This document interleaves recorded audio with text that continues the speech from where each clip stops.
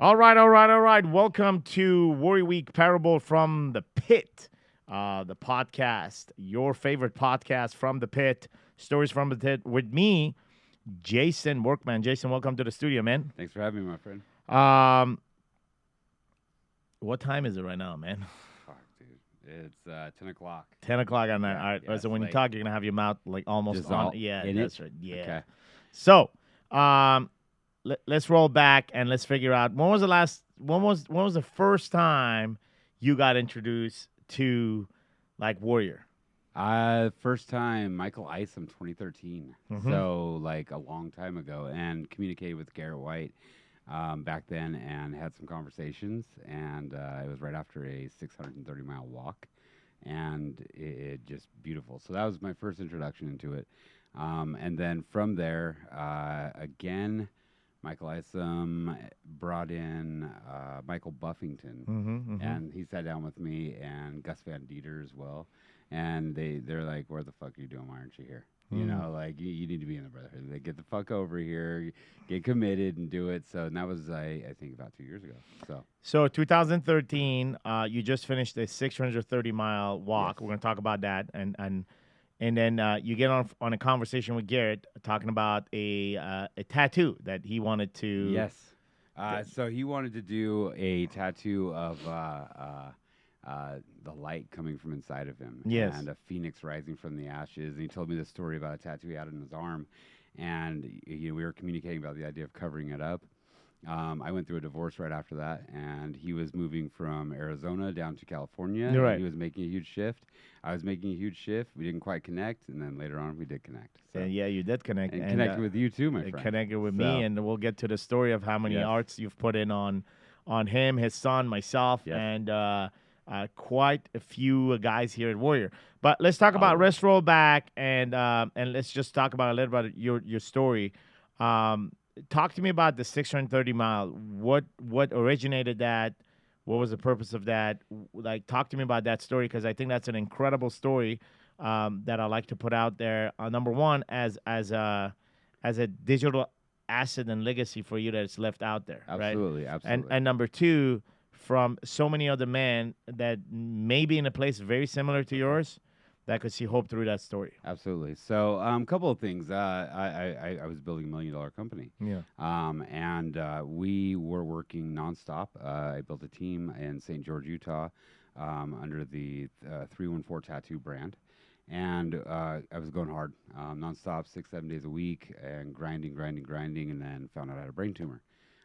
Just working myself literally to death. Yeah. So, went through some processes with the doctors and tried medication, this and this, and I wasn't getting better. So, I took it upon myself to heal, and I did a 630-mile walk as a way to start over in life. Yeah, I really went through a process of completely changing my diet, eating cleaner, exercise, and during that, I had some really amazing spiritual experiences. It was a hard reset. You know, this is right after this is when I talked to Garrett. So, and it was, man, it was the start of a new journey. I just got to the point where it was expanding, growing, working, and my body shut down. So they told me that if my tumor got to 10 millimeters, I'd go blind, and then at 12 to 14 millimeters, 12 to 15 millimeters, I'd die of a brain aneurysm. And I was like, well, it's time to become accountable for my fucking actions and figure out what I need to do in life. So, How big was it when they found out? 4.8 millimeters. So I was about a third of the way there. And so. what made you even go check it out? Like I you were quit having smoking. Okay. And in that space, I got pretty fat. I got to about 294 pounds. Okay. And then from there, I dropped 60 pounds, cleaned up my lifestyle, and So it led when me did you to- find out about the tumor? When you had all the weights Yeah. and you were smoking Yeah. Or Yeah. before? No, it was after smoking, quitting smoking, and then After dropping the weight. No, I still had the weight on. Okay. So and I so walked what in 'cause I was feeling what sick. brought you to the doctor to check it out? Like it was headaches or what was it? Yeah, headaches. I was feeling ill, sick, lethargic. So they did a like- scan. Yeah. Yeah, and they're like, well, your blood work's a little bit off. Let's go What ahead and was do their a scan. suggestions? Like surgery? Was surgery enough? Surgery, yeah, but surgery with consequences, and it's like $130,000 surgery with potential loss of movement, all kinds of shit. So it was Was it an option even like surgery at that time for you? not for me. I was like, I don't want to come out of that. I mean, one wrong move and you're fucked. I mean, you can't Yeah. think right. Fuck yeah. So you can't. Yeah, I mean, function. What if I lose my artistic ability? What if they Yeah. hit a nerve? So I went through all that process, over analyzing and analyzing How old everything. were you? God, this was 13, 12? 2013. So, oh God, I'm 42. So probably 35, 34, 34. 35, Okay. right in that range. So, And at that time, you had your daughter, right? You had your two daughters you had your and two daughters. Okay. and wife, Okay. and everybody thought I was batshit crazy, but they didn't understand the idea of like I needed to do this. When you're called to do something, you fucking do it. By divine spirit, by whatever you want to call it.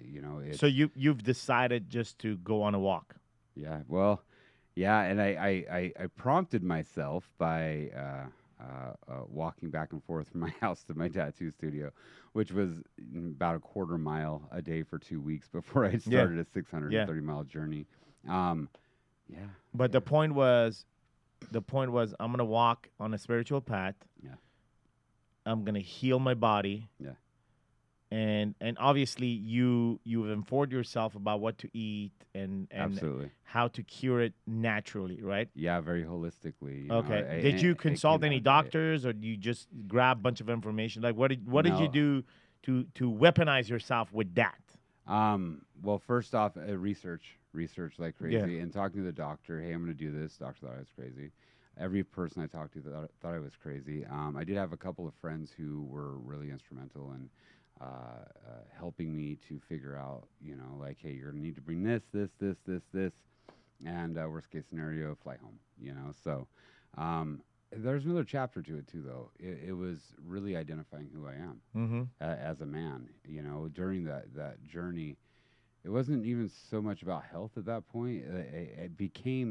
It was about health, but it became so much more Mm-hmm. internally. I asked myself the questions: Who the fuck am I? What am I doing? What's my purpose in life? What are my goals? What are my ambitions? What's the 5-year version of myself look like? And it's either going to be fucking sick, losing everything, or a shift. Now, during that journey, it was journaling nonstop, and identifying who I was as a man. So then, Very similar to what Warrior does. but I you mean, did it alone. yeah, I did it 100% isolated. And So, what city the journey started? What city the journey ended? San Francisco to Portland, Oregon. And you started at 295, Yeah, 94 yeah. pounds, and you ended up at 230, 235. I was 230 when I got back. So, And so you've lost it all by walking and yeah, yeah, your way of eating. yeah. Well, 70-pound backpack. That definitely it's the weight. And then when I first started, I was only maybe doing 10 to 15 miles a day. By the end, I was probably running about 35, 40 miles a day or Wow, more. you all that. Jogging. How many Yeah, days? so How many days did it took? it was about 32 days total. 32 So days. I want to say down on the downhill, I could probably put in about 45 miles. And going hard. And Yeah. like I said, I started to build real muscle. Mm. Once the weight started coming off, I was moving, and it was. Who did it you was meet on the phenomenal. road? Oh God, a lot of people trying to escape. I met people that were going from New York up into Canada, coming over and coming down the coastline on bikes, and business owners Mm. that were literally just trying to escape the hustle. Teachers from foreign countries. The majority were business owners. I mean, they were just, they were talking about the Appalachian Trail. They were talking about what's next, Mm. and they do this every probably 6 to 12 months, and in blocks for clarity and just to reinvent yourself, innovation. Wow. Very similar to what Warrior brings to the game as well. Is clarity Is and focus. there So, is there a particular story that's worth fucking mentioning on this oh in that man. 30 days? One particular story. Oh God. Yeah, there's a couple. I feel like when you get to a certain point in isolation, yeah, I mean, you're in your head. You identify with yourself differently. I mean, there's some funny shit that happened. I had one guy come in. I sat down on a bench. Northern, it was Wairika, I believe, California, Eureka or Wairika. And I sat down on a bench, and a guy came up to me, and he was just cursing like every negative thing you could possibly say. Very racist, and he sat down next to me, and he was just out of his mind, schizophrenic, and then suddenly he was normal again. He was like, "Sir, do you have a cigarette?" Or a light, and he pulls out this fucking cigarette, and it had been in his pocket. It was just gnarled into this mangle fucking like, Yeah. what is that? Half broken. He lights it, and he's like, "Thank you." And then as people walk by, it was just like racial slurs and like, and then man, I thought the guy farted or something, man. Hey, he didn't. He shit himself, and he got up and he said, "Thank you for the light, sir," and started walking away. And I realized after talking to a few other people that they let everybody out of the mental Yeah. institutions up in that area because the tax money wouldn't pay for it. So any nonviolent mental patients, but I bumped into quite a few. Another gal I met, the fucking hilarious. She came up. She's like, yo, hey man, you got a couple bucks, man? You got any weed? You got anything? Like, you want to party? Want to get together? And she was like tweaked out of her fucking Yeah. brain. And I was like, and she was so skinny, and I was like, I've got some bananas Yeah. and a pear in my backpack if you want that. And she's like, what the fuck are you worth? Like, like she just wanted drugs, and I was like, oh man, you just have so many more problems So than the majority of people. stories on your journey. You complete that. You come back. You kind of find. What did you find after that? You know what? That in isolation like that, I guess you find yourself. Hmm. There's a moment of clarity where, especially through journaling, it gave me the opportunity to really figure out what I wanted. The thing I felt like I was missing in life was love, and and then looking at myself as a father, how much time I actually spent in real fucking time with my kids. Hmm. You could have asked me then, what kind of music my kids like. I couldn't have told you. Hmm. You could have asked me, what my kids loved in school or anything about them. I just didn't fucking know. Yeah. I worked. I was doing 22 conventions a year, Right. traveling, doing sponsorship stuff, and it was really like a disconnection from home. And I realized that I wanted a home that I felt comfortable in. And this is conversations I've had for years now. It's finding that space. Real connection with your family, with authenticity. Not like, yeah, hey, that sounds great, and then you're bailing out the fucking door, Right.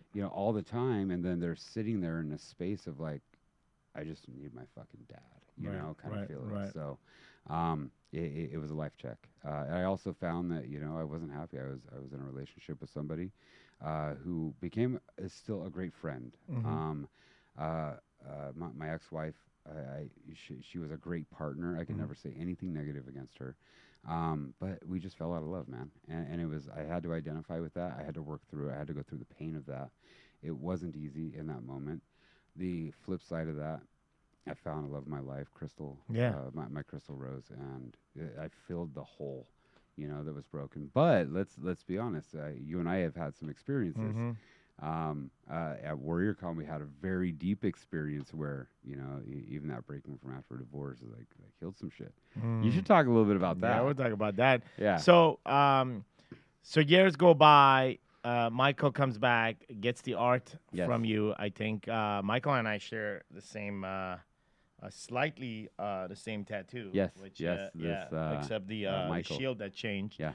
Um, and so he comes in, he gets that. You were in Long Beach. But Michael inspired Garrett to get tattooed. Oh, Garrett, yeah. Garrett had the one tattoo on his arm, and he was talking about getting some work done. And then Michael Isom came in, and he was like, "Workman, I want to get the first piece." And it was a smaller piece on his shoulder. He's like, "I don't want it to show." Yeah. He's in a business perspective where he's dealing with high-end clients. Yeah. And it wasn't quite ready to commit to that yet. He got the first piece, and he was like, "That was a beautiful experience." Yeah. Came back in, and we started adding on, and that's when Garrett had reached out to me.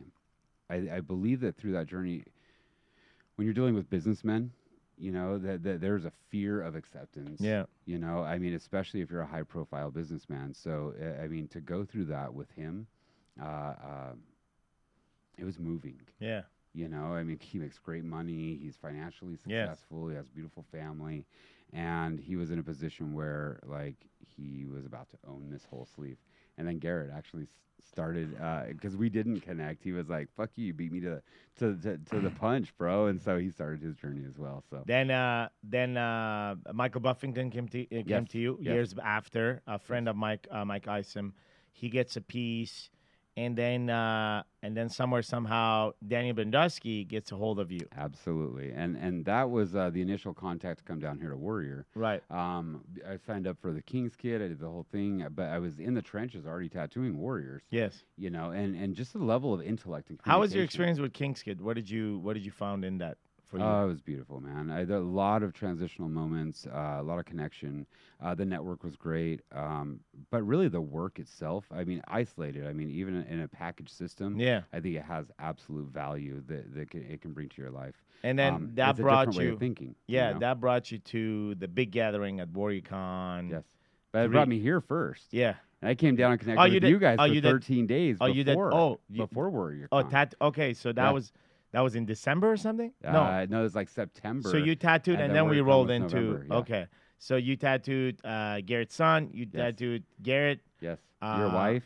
My wife. you. And then I wasn't planning to get a tattoo. But when you So connect with somebody, I it just came in. I happens, was right? like, "Hey, what's up, Yeah, bro?" And yeah. then And then you had this, Daniel and as well. yeah, and Yeah. then Daniel would go, and a Yeah. bunch of other guys, like Yeah. Caden, Yeah. and then you were like, "Hey, man, I got this piece for your wife." Yeah. I'm like, "Yeah, man, that's the piece." And I talked to my wife. She's like, "Nah." Yeah. I'm like, "No one else is getting that. Yeah, I'm getting yes. that." And that ended up being my back piece. Yes. Um, And we went through a journey with so that. yeah, 16 hours. we spent 16 hours on that tattoo straightforward. Yes. And I think the only time we stopped talking was when you called your wife, Yep. or when we were just like putting those We're burgers in eating. our mouth. Or when you told me to shut up and listen for a few minutes, which I think was great too. We and did? sometimes, well, I think there was like, all right, I showed you a plan for a business plan I had. And Yeah. you're like, all right, shut up. Here, turn your voice recorder on. Here's a plan. And I was like, no shit. And I actually implemented that strategy, and I'm better for it. I So, remember that. Yeah. yeah. You're like, shut up, turn that thing off. But- And you drew me a picture. I had this giant whiteboard with everything on it, and you're like, dude, fuck off right here. And you drew in like probably 30 seconds, like, you know, what it might take a man fucking a decade to learn. I remember that. And then you're like, all right, try that. And I was like, this fucking guy. We had a blast Yes. because not only we and so here's the experience, like, you know, we talk about tattooing, and tattooing, one part of it is the art of the artist, the other one is the emerging experience that the person is having with the other person. And like, Great. dude, it's like almost like it's crazy the way you want to think about it. It's like almost two old souls meeting, and it's like they're speaking the soul language of the past, Yes. and there is an exchange that happens, and there's a footprint that's left from that memory, right? Yes. Not everybody may Yes. look at it this way, but that's the Yes. modern, and I know that's the experiences that you're creating with your clients. Is like Absolutely. it's a very, very pivoting moment of anyone's life to I put a piece of art. And it's you know, your The- clients are the getting connection. Yeah, I mean, I read some of your clients' feedback that Yeah. how life changing. Absolutely. They thought they're coming to get a tattoo, but Yes. then they got a transformational experience. Absolutely. You know, and I think that's something to identify in this era right now. There's a lot of tattooing.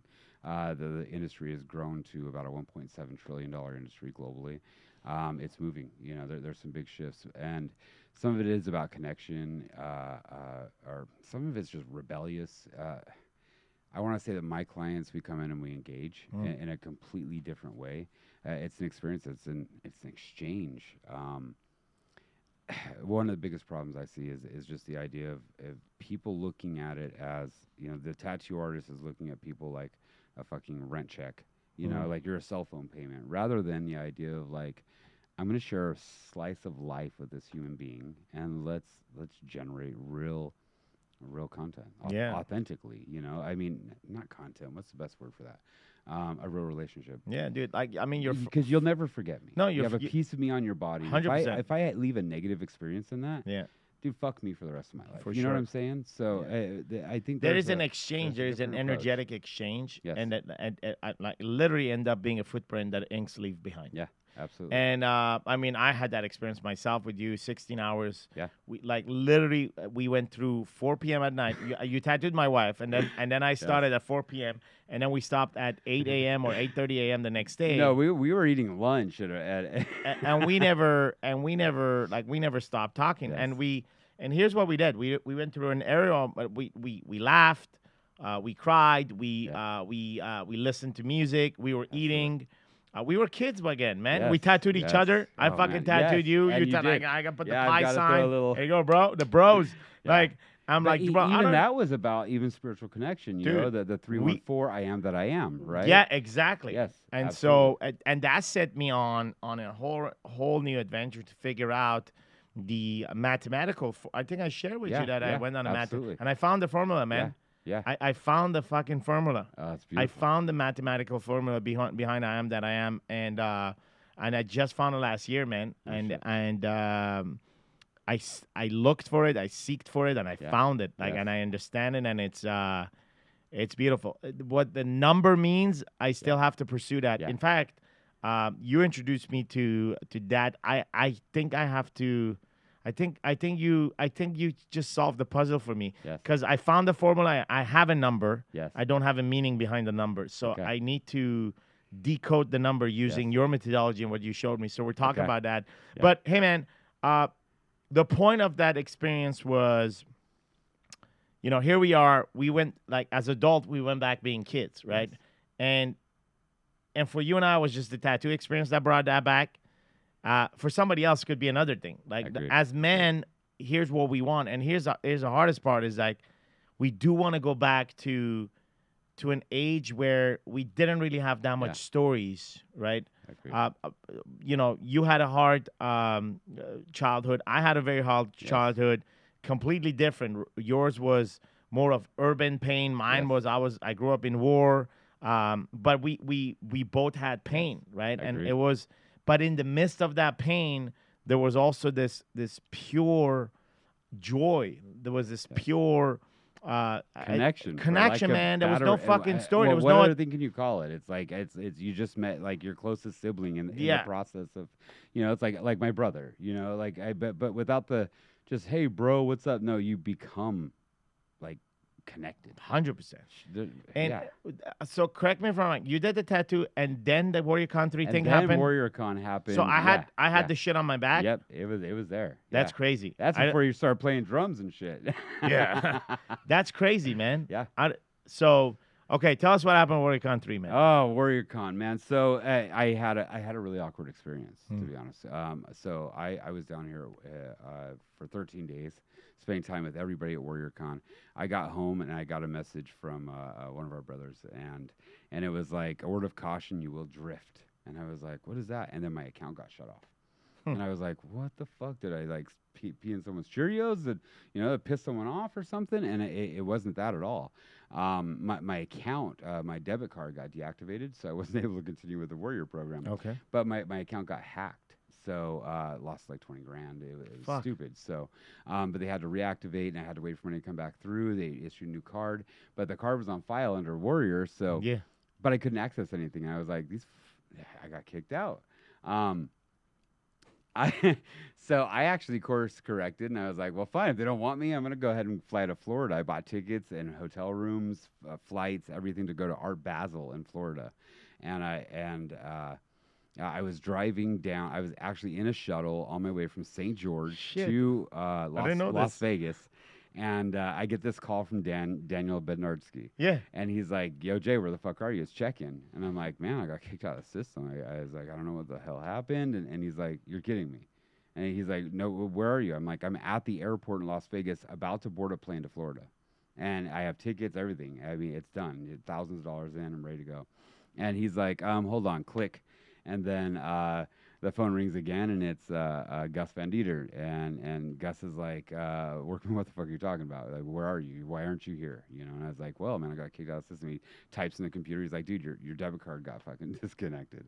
That's it. And he's like, no, you're coming to San Diego. And I'm like, dude, I'm about to, I have like 3 hours till I board my plane. I'm early.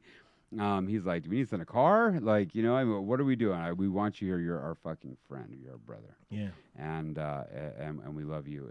And see what you can do."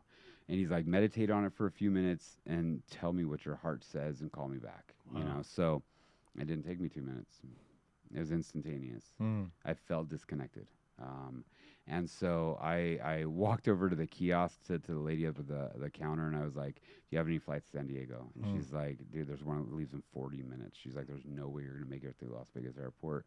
Catch a tram, hit the plane." She's like, "It's a waste of time. It's a waste of money." Mm. I said, "Fuck it," and I bought them. Mm-hmm. I ran through the fucking airport. No line at security. Straight through. Didn't have a bunch of bags with me. I had one backpack. Made the gate as they were closing it. Like, hey, hey, hey, hey. And I get on the plane. They shut the door behind me. Like, sir, hurry and take your seat. We're going to take Yeah. off. And so I land in San Diego. And Bernardsky hands me a room key. He's like, "Don't worry, we got your brother." Mm. Bednarski, hands me a key and like, "Don't worry." And then Gus as well, and like, "You know what? No, we got you, brother." So Nice. I get checked in the room. I had to go and hurry and buy some black clothes, so for the event, and so I Ubered around, and then the first day, fucking amazing. Mm-hmm. I mean, just the energy there was awesome. But the second day, something else happened. Second day, well, shit, you guys had somebody that you're gonna pull up on stage, right? What? You had somebody that you're going to pull up on stage at WarriorCon, a I gentleman. called somebody. Yeah, He didn't yeah, show up. yeah. But I guess the guy checked out. Yeah. So divine intervention, right? This Yeah. And then Dan fucking told me. fucking Sam calls my name out, and my Well, heart is just Dan yeah, told me. So I called. yeah, We came. I think it was lunch, or we came back from yeah, lunch, and then there was I had this feeling I wanted to call yeah, this guy yeah, on this stage. He was going through a lot of pain, yeah, and I wanted to have a conversation with him, yeah, right? And didn't plan anything that was yeah, coming after. So I keep calling his name, and he's not him.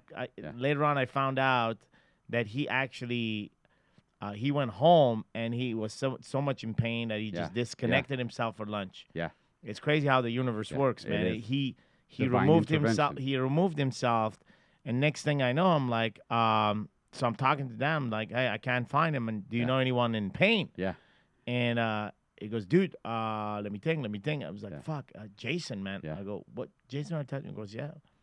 I go, "Okay, man. I yeah, don't know, yeah. man. Let's roll with it. See Bring what this happens, motherfucker right? up, right?" Well, let me tell you about that pain. That pain in my heart. I don't feel like I had healed from my divorce. Mm. After years, and I felt like there was something still holding me back from really connecting with Crystal, my fiance now, Mm. and I felt like there was. I fucking knew it. When you guys called name and you guys were sitting up there, I started to get this fucking feeling in my stomach, in my heart. Like I started to get jittery. I'm like, they're gonna fucking call me up there. I don't know why. I knew. Shit. And then you called my name, and I was like, motherfucker, what is this? And I walk up, and Sam tells me, he's like, man, here's a candle, and it's your choice to relight your flame. And we went through an experience there, Mm. a very, very, fuck, I don't even know, divine energy, God, hand of God, whatever you want to call it. Like, wow. Um, Man, I'll tell you what, it was interesting because at one point I was holding a candle and I could feel a warmth on my face and I could feel a warmth in my heart, just on my chest. And you were behind me and you had your hands on my heart, and I feel like that's the spot that was broken, bro, and or shattered. Maybe not broken, just it wasn't connected. Mm. And you started going through the cycle and going through and talking through it. And actually, I've got another part to this. Sam here, he called me a friend when we were tattooing, and I told him, I said, hey, man, I take friendship very seriously. If you're going to call me a fucking friend, you better mean it. Mm. And that means we're there for each other, ride or die. Worst case scenario, we might not talk for 2 fucking years, but we connect, right? Yeah. And it was funny because when we were up there having that experience, you said, when I call you a brother, this is what I mean. Mm. And you were helping me heal. Anyways, I get to a point where I start feeling hands on me. Boom, boom, boom, boom, boom, all over my fucking body. And I open my eyes at one point. I'm not holding the candle anymore, but I can still feel all the warmth, and it's right in my chest.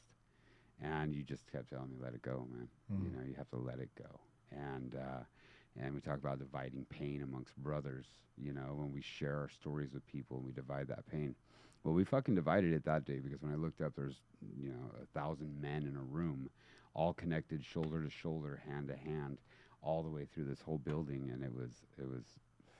If you couldn't feel an energy in that space, Yeah, it was crazy, man. What's your perspective of that? I mean, Because that's my story side of it. I called your name, then I kind of like kind of just went into the moment, man, of what it like. It's just like it was just channeling. Yeah. I Yeah. had uh, I had zero opinion about Yeah. what happened. I Yeah. had zero plan. Yeah. There was no plan. There was so there you are. I'm sitting on the fucking stage. You sitting in front of me in my lap. I put my hands on your heart, Yeah. and then you hold the candle, Yeah. and I just say, hey man, it's your time to, you know, And you're old with your heart. ignite. So hey, this is something I'm not sure if a lot of you guys Mm. know this about old Sam here, but he's a fucking healer, and he knows it, and he really takes men into a place that they never thought they could be, and he communicates with fucking heart and authenticity, and he really does shift men into a space that they never thought that they could reach. And he's a beautiful fucking person. Because of it. No bullshit. Not no, stroking a fucking ego. No. I don't want to pat on the butt. there's no ego.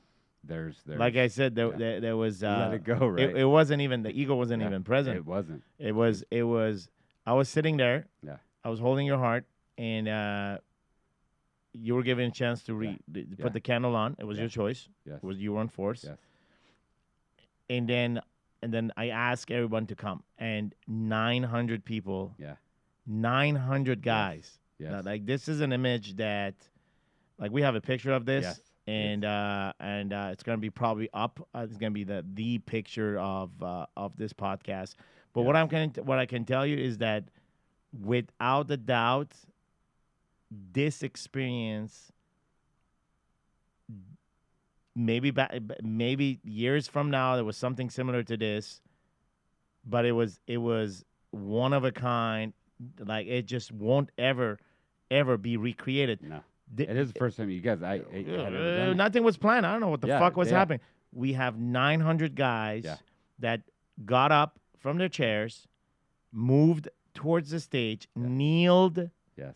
and all their hands Yes. was on your heart. Now, I know. it's hard to imagine how to have 900 hands on one fucking guy's body, but if you can visualize this, like the guy sitting up front, their hands are on you, Yeah. and all the other guys, their hands are there on their forearms. Yes. So it forms this giant Forearms all the way tree, back. Yes. giant tree of arms, and literally that was the hand of God experience, which was, through like the whole thing was the healing came through the hands of your brothers. Yeah. Remember that? Yes. So allow the light to come in through the hands of your brothers, Yes. and it literally everybody conducted that experience. This is not some I'm talking fucking about energy. dude. We're not talking about some hippie mippy like No. put some fucking No. nipple, No. oil on your nipple and start. Yeah. This is not hippie shit, man. No, it This wasn't. is not Oriental shit. This is not some Chinese shit. Wasn't This is not planned, it was- Buddha. Yeah. This is not like this is modern men. Yes. Kneel down, Yes. big ass grown ass man, father and husbands, like they all believed that there was a healing energy coming Yeah. through them. And dude, like, fuck. I remember taking a breath, and it was like just breathing in the moment, and another big breath in, and breathing out, and then I remember a collapse. It was like a breath inside of a breath, inside of a breath, and I couldn't breathe anymore. And I remember when I opened my eyes and I didn't have that candle, and I look up, and Michael Isom, I believe, was the first person to come up, and a very dear friend and brother of mine, and Caden Isom, who was actually shooting a bunch of this he took footage. the picture. I appreciate both of those men very, very, very much, as well as I do everybody in that room. But I looked up, and it was tears. Like I broke, and I had that moment where it was tears running down, soaking my shirt, and I look up, and it was tears through the whole fucking place, as far as I could. Tears personally everywhere, see. man. Every Myself, single man in there. you, Holy everybody. Shit. Yeah. Like it meant 900 fucking dudes. Where does that happen? I don't know, bro. Ever? Like, bro, like we like I even have a movie footage of it. Yeah. Like because we recorded Yeah. the whole thing. Like And the video's up. I Yeah. sent you the video, Yeah. but I don't need the fucking video. No, man. It's like a I'll fucking. tell you what, being in the middle of that was fucking intense. It's like a vivid movie Yeah. all the time. It's like Yeah. tattooed Yeah. in our heart, in our Absolutely. mind. But I love to send that picture to you from time to time. I've had brothers come in. I've actually worked with many of the Warrior Brotherhood Yeah. now, and a lot of guys come in and are like, "You're the Jason. Wait a second, hold on. I know I'm getting this tattoo from you, but dude, you're the guy." I would say, "How the fuck was that?" And I'm like, and I go through and I tell a story about it, and as a part of the connecting, like if they were there, it was a beautiful experience. It truly was. To be in that room. So, talk to us a little bit, guys. Guys are listening to this. There's tons of guys that have tats on them. A bunch of guys want to get them. Yeah. I wouldn't recommend anybody else to have an experience with. Hey, listen, man. If you want to get a cool tattoo, I guess any Tom, Dick, and Harry can put that on you. But if you want a true spiritual experience, if you want a warrior experience, yes, that's what it is. If you want a fucking warrior experience, and if you're listening to this podcast, you're probably a warrior fucking fan, or else you'll be telling us to go fuck ourselves. Yeah. Hey, I wouldn't recommend anybody else. Garrett has put all his tattoos. I put in over 30 other of our guys have put in all their art. You're currently finishing a big, huge ass tattoo on Garrett on the entire fucking from his armpit all the way down to his hip. Massive thing. You and I designed tonight. What I want to put on 2 weeks from now on, which is fucking life changing. It's gonna. I don't give a fuck what tattoos out there. Yeah. This motherfucker is gonna dominate. And if this hurt you feeling, if you're listening to this, I'm sorry, bro. But bro, this is a dominating. It is. This is a dominating tattoo, and yet it's so simple. It's interesting because I feel like a lot of my inspiration for tattoos comes from interaction. I set consults. We have communication. The more I know someone, the more I'm able to assess content. Fuck yeah. I'm not just trying to throw some shit on people's skin, and that becomes part of the experience and the journey because it fucking resonates with you. It's not something you're look down at like, why did I get that? No, it's like, oh, shit, man, I'm going through this thing, and God, that guy nailed it. But a lot of that is the communication process and connecting with people first and foremost. And they share their story. We go back and phone. We FaceTime because a lot of them live out of the state or country, and and I get to know them. This is something I didn't do previously. Maybe 5 years ago. Sure. That there wasn't that connection. You do a tattoo, awesome. I won an award, great. Got published in some shit. This is, to experience it, I think is healing work, moving. man. This is healing work. You know the healing. You actually said something like that to me a long time ago. You said, what you do is healing for people. Consider yourself not a tattoo artist, but more of a healer. Because people come into the space of tattooing, a lot of them don't know what to expect. No. But then all of a sudden, in that 8th hour, shit starts happening. In the 6th hour, you're sitting there. I mean, what else is there to talk about? Like, hey, I saw a show. Yeah, it was a cool show. Hey, did you like this movie? Awesome. But then there's some shit, especially with Core 4, where you start to connect with people and that body being balanced. Yeah. It's like, where are you at in life, bro? Let's cut through the bullshit.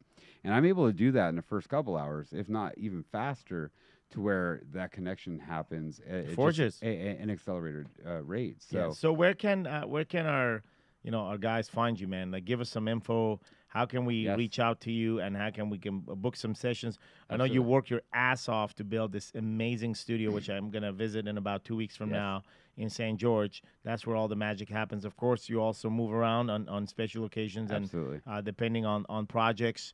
But just how do we find you? How do our guys find you? How they can connect with you? How they can say, hey, I'm part of Warrior. I'm reaching out to you because I listened to the podcast.